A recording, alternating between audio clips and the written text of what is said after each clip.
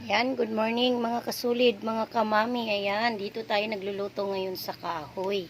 Kasi, para makatipid-tipid tayo ng ating gas. Ayan. Ayan, nag-upgrade na ako mga kasulid. Noon, isa lang yung lutuan ko ng kahoy. Ngayon, dalawa na. Ayan yung dati, ito yung bago. O, diba, nag-upgrade ako mga kasulid.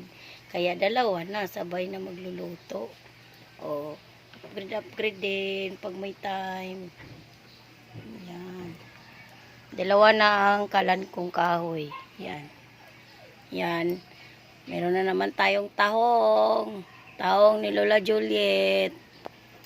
Lagi na lang tahong gusto ng asawa ko. Tahong ko. Joke lang. At yan, may pusit tayo. Adobong pusit. Ayan, paipsin. Manalang lang natin yung pinaka sabaw niya para masarap. Ayan.